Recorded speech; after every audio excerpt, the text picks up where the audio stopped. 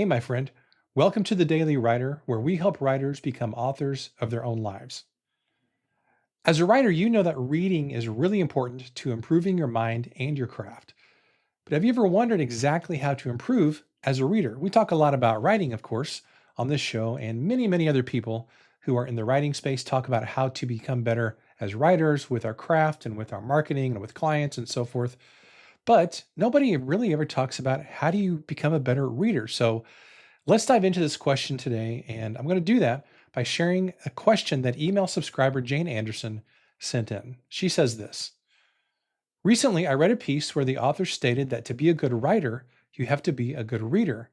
I believe that too, but I don't know why. Are there any tips for what to read or techniques for reading? Jane, thanks so much for the question, and I appreciate you sending this in because this gives me a great jumping off point to talk about something that's very near and dear to my heart, and that is reading, of course. I love books, not only writing them, but also reading and consuming them. So, here in this episode today, we're going to talk about two areas that you mentioned. Number one is what to read, and then number two, let's talk about how to read.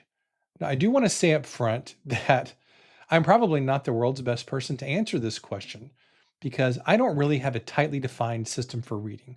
Sometimes you come across leaders or influencers or authors or whoever it may be who they have this tightly defined system for reading. I don't really have that. I just go with what seems to work for me. Now, that said, I'm probably going to go back on you're probably going to perceive that I'm going to go back on everything that I just said because I do have a sort of system around this, but it's not a system that is tightly defined and it's always sort of evolving. So let's dive in here. Let's start out with a few rules that I follow when it comes to reading. I'm just going to number these off. Number one is I don't finish books that I don't enjoy.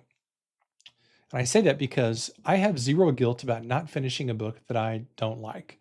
If I'm not captivated in the first couple of chapters, regardless of whether it's fiction or nonfiction, I will set the book aside and I'll probably donate it to Goodwill or I'll give it to somebody else. Honestly, I don't really ever sell my books. I just give books away.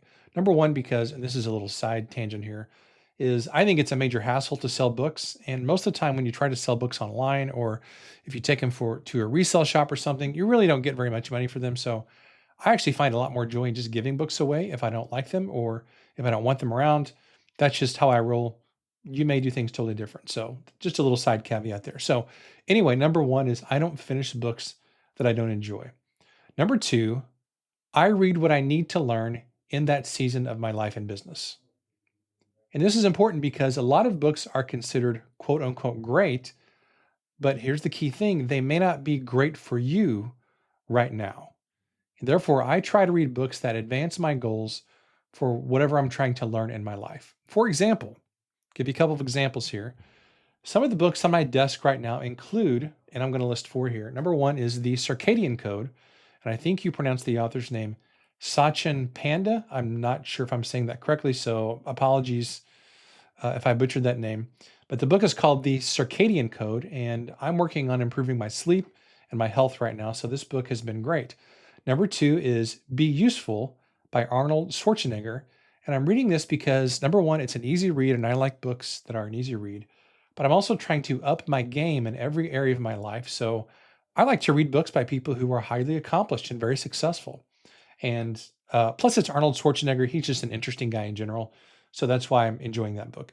Number three is the book Breakneck Content by Ben Settle, who is a very prolific copywriter. He has an email list that you really ought to subscribe to. If you go to emailplayers.com, you can subscribe to his email list. He did not pay me to say that, but I love his stuff. It's really A plus, totally world class. And I'm reading his book Breakneck Content because I want to learn how to increase my own writing output. And then number four is Lead the Field by Earl Nightingale, because this book is a classic. It's an easy read and it's super practical. And I'm reading this because I want to increase my value, my platform, and my influence within my industry. And this book is helpful in that regard. So number three here is I read a lot of history and biography. Again, this is just a general rule that I follow personally. You don't have to, but this is what I do. I read a lot of business and personal development stuff, but I honestly enjoy history and biography the most. I really love great storytelling, and I believe that the best lessons are the ones that we learn from those who have gone before us. In particular, I really love reading US history, especially books about the Gilded Age, which is basically the period between the Civil War and the turn of the century. I love that age because so many great things happened in US history then. And I also love World War II books because who doesn't love World War II books? I love biographies of business icons like Steve Jobs and George Lucas and all kinds of people. Um, Also, I just got the new biography of the Rolling Stones. My wife got that for me for my birthday, and I'm looking forward to diving into that. I love books about filmmakers and really anybody who is involved in the creative process. So I love reading all those kinds of things because I just love hearing the stories of people who have accomplished great things. And then number four here is I also read, I'm laughing because somebody will make fun of me because of this. I also read a lot of lowbrow stuff. For example, I'm a sucker for Mad Magazine. I love Mad Magazine. I've been reading it since I was a kid. I think it's hilarious. And I love stuff that doesn't require a lot of brain cells because I like to read easy stuff. I like stuff that makes me laugh. I love cartoons and all that stuff. I also love graphic novels and comic books and a lot of other stuff that some people consider unrefined. But to be honest with you, I really could care less. I love to laugh. I enjoy great jokes and I love good storytelling. Now, that being said, though, I think comics and graphic novels in particular are a highly underrated form of literature. In fact, I consider Alan Moore's Watchmen graphic novel from the 1980s to be one of the great literary works of all time. Because it truly is. If you've never read it, I highly encourage you to read it. It's such a great story. It's absolutely mind blowing what they were able to accomplish with that series of comics back in the 80s. I'm also getting to dive into Marvel Comics writer Jonathan Hickman's Secret Wars comics to get ready for Avengers Doomsday, which is a movie coming out this December.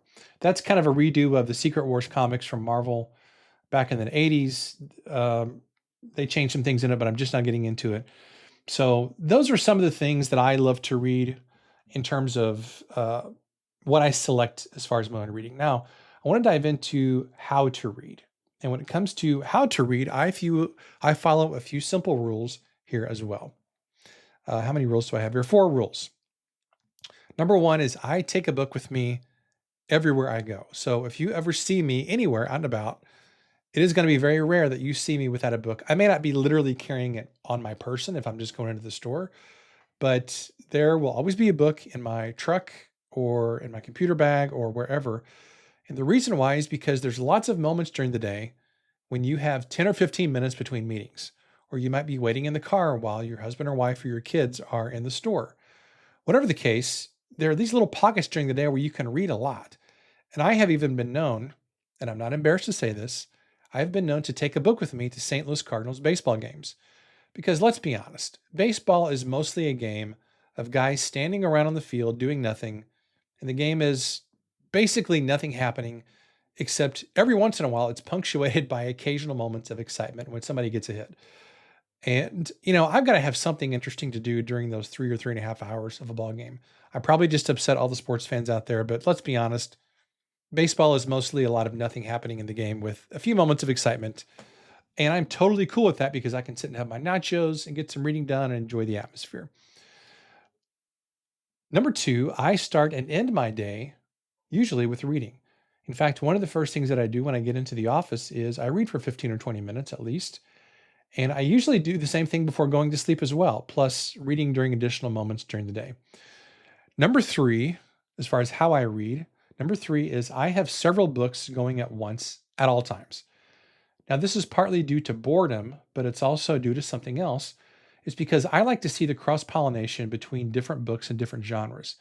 It's really, really cool because the more widely that you read and the more different genres and kinds of things that you read, you will start to see threads and themes and connections that those authors, of course, did not intend because they would have no way of knowing you were going to read their thing at the same time you were reading some other author's thing. But it's really cool. And I love the cross-pollination and the creativity that comes from mixing and matching ideas when you're reading more than one thing at a time. Then finally, number 4, before I wrap up this episode in the next couple minutes, number 4 is that when I finish a book, I take notes. Whenever I finish reading a nonfiction book, I will usually go back through it and note the things that I've underlined or where I've commented in the margins. It's a way for me to process what I've learned and to apply it as soon as I can. So these are just a few tips on what to read and also how to read.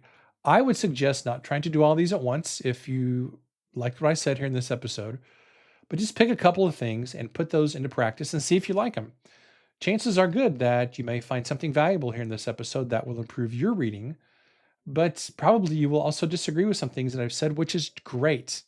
That is totally okay because you've got to find what works for you. In fact, you can always shoot me an email at kent@kentsanders.net.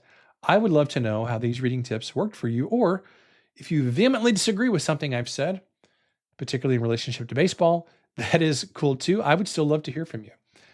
Now, just as a quick side note, you may be wondering about the title of this podcast episode, which is Prof K's Tips for What and How to Read. Just as a quick side note, the Prof K came from the fact that many of my former students, back when I taught college, used to call me Prof K back when I was teaching college. And it's funny because now even the students who I haven't taught for 15 or 20 years still call me that whenever I see them out and about or whenever they connect with me online. It's hilarious. And I wear that title like a badge of honor. So feel free to call me Prof K. I like to teach here on this podcast, so feel free to call me that anytime. Well, hey, my friend, thanks for listening today. Keep writing, keep showing up, and I'll see you tomorrow.